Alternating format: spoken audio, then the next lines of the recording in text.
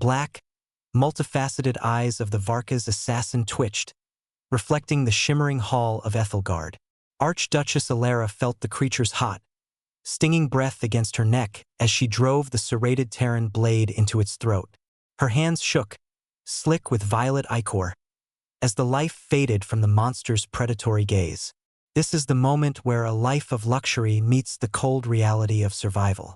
If you want to see how a city of glass learns to fight back in a universe of hammers, subscribe and stay for the transformation. Now, let us look back at the quiet before the storm.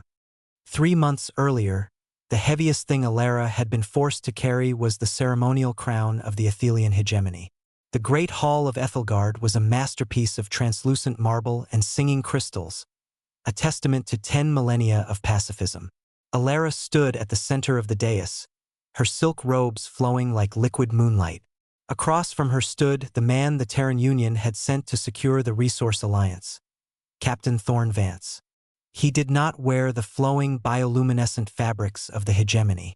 He wore a charcoal gray uniform, pressed so sharp it looked like it could cut.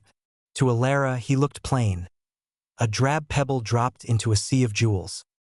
His face was a map of hard angles, his eyes a weary blue that seemed to look through the decorative tapestries and search for the exits.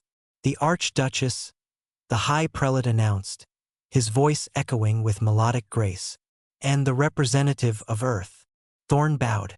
It wasn't the sweeping, rhythmic gesture of an Athelian courtier. It was a short, disciplined incline of the head. When he spoke, his voice was gravelly, lacking the lyrical lilt of her people. Archduchess, it is an honor to begin this union. Alara watched him closely. She had expected a diplomat, a man of silver tongues and soft hands.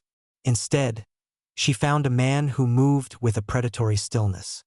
During the wedding ceremony, as the prelate placed the heavy platinum marriage bands upon their fingers, Alara felt the calluses on Thorn's palm.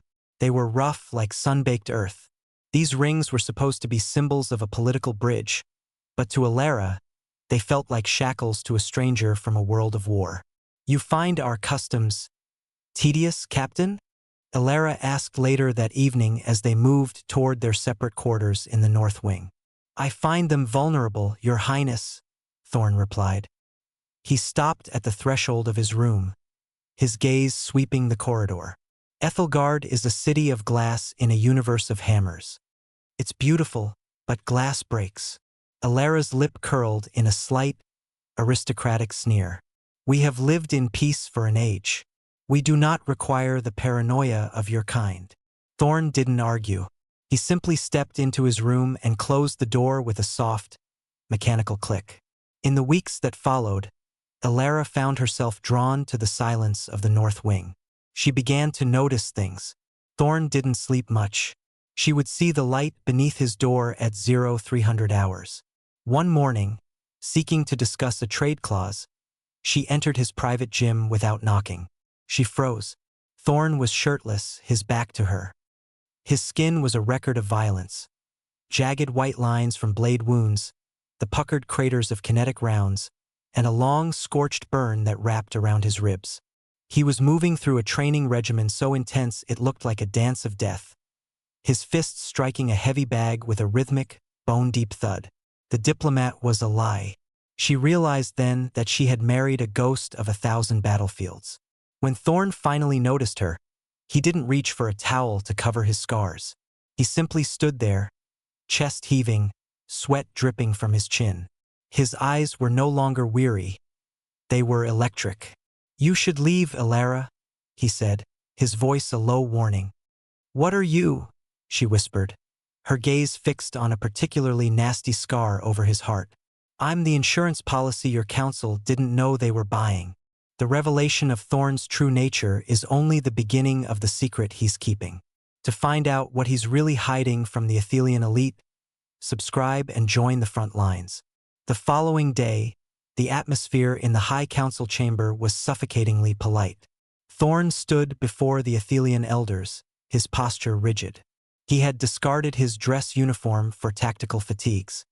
"The long-range sensors on my ship have picked up a distortion in the Veil Nebula," Thorn stated, his voice cutting through the soft ambient music of the chamber.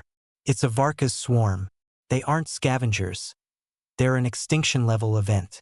They'll be here within 48 hours. The High Prelate chuckled, a sound like chiming bells. Captain Vance, your Terran paranoia is noted. But our shields are ceremonial masterpieces, tuned to the very frequency of the stars. No swarm has breached Ethelgard in 5,000 years. Peace is a luxury bought with the blood of those willing to be monsters, Thorn snapped, leaning over the council table. If you don't drop the decorative filters and power up the kinetic batteries, there won't be an Ethelgard left to be proud of. Alara watched the counselors exchange amused glances. They saw a barbarian. She saw a man who knew the smell of the end of the world. She looked at her wedding band, the platinum cold against her skin, and felt a sudden, sharp chill that had nothing to do with the air conditioning. The blow came not in 48 hours, but in 12. It started with a sound, a high-pitched, screaming whine that shattered the singing crystals in the gardens. Then, the sky over Ethelgard didn't turn dark. It turned purple. Thousands of Varka's drop pods, organic and spiked like sea urchins, slammed through the ceremonial shields as if they were wet paper. The palace shook. Screams replaced the music. The elegant Athelian guards, dressed in gold-leaf armor that had never seen a drop of blood, stood frozen as the first pod crashed through the stained-glass ceiling of the throne room. The screams of Ethelgard were a dissonant chord in a city that had only ever known harmony. As the organic pods hissed open, spilling chitness, multi-limbed nightmares into the throne room, the gold-leaf armor of the palace guards proved to be nothing more than expensive jewelry. Thorn Vance did not scream. He moved. The transition from diplomat to predator was instantaneous. He kicked a heavy marble banquet table onto its side, creating a makeshift barrier, and hauled Alara behind it just as a volley of toxin-laced spines shattered the singing crystals above them. "Stay down!" he barked, his voice no longer a gravelly drawl but a sharp, serrated command. He reached into the small of his back and pulled a compact, blackened device. With a metallic snap, it unfolded into a high-cycle pulse carbine. He didn't aim with the hesitant deliberation of the guards. He fired with a brutal, mathematical efficiency. Each burst from his weapon found the soft, pulsing joints of the Varka's armor. "The most dangerous thing in the galaxy isn't a weapon," Alara whispered, watching his eyes track 3 targets at once. "It's a human with something to protect." Thorn glanced at her, a grim smile flickering across his scarred face. He reached into his tactical vest and pulled a short, weighted hilt, pressing it into her trembling hands. "They're coming through the vents now. If one gets past me, don't aim for the chest. Go for the neck. Use the weight of the blade, not your strength." He stood then, a lone figure in charcoal gray against a tide of violet and shadow. He began shouting coordinates into his comms, his voice overriding the panic of the Athelian High Council, who were currently cowering beneath their crystalline thrones. "We're entering the final stand of Ethelgard. If you want to see if a warrior's heart can truly beat within a royal's chest, subscribe and witness the end of the old world." The air in the throne room grew thick with the smell of ozone and alien blood.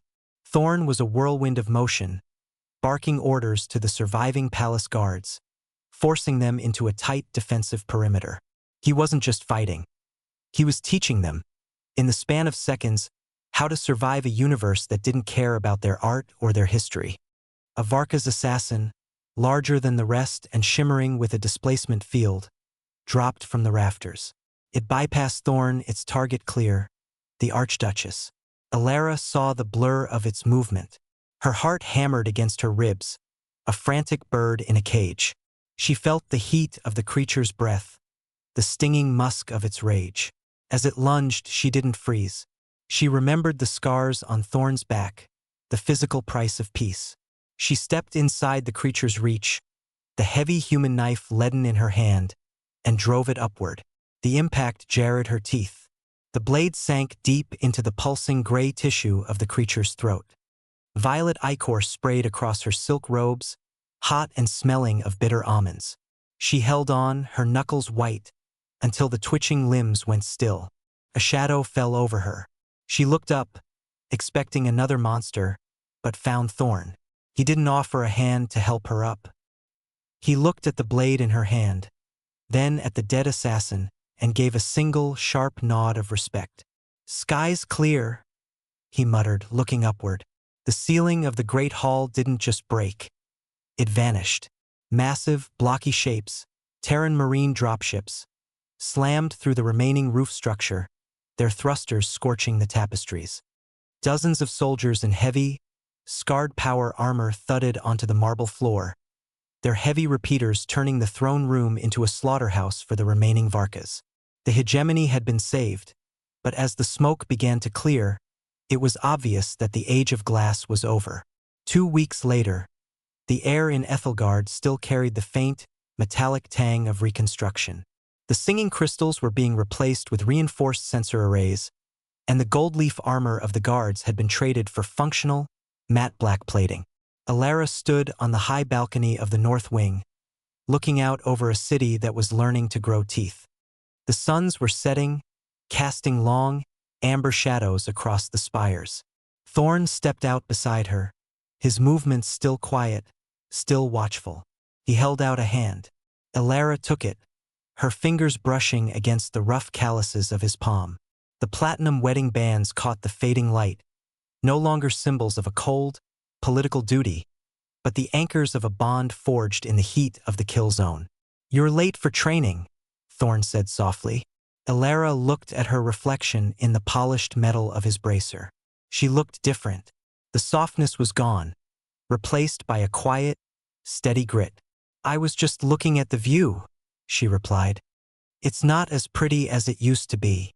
"No," Thorn agreed, his hand tightening around hers. "But it's a lot harder to break." They stood together in the silence, two survivors watching the first stars of a new, dangerous era blink into existence over a city that was finally ready to meet them. The alliance is sealed, not in ink, but in shared blood. Do you think the Athelian people will embrace this new, harder path, or will they long for the safety of their glass walls?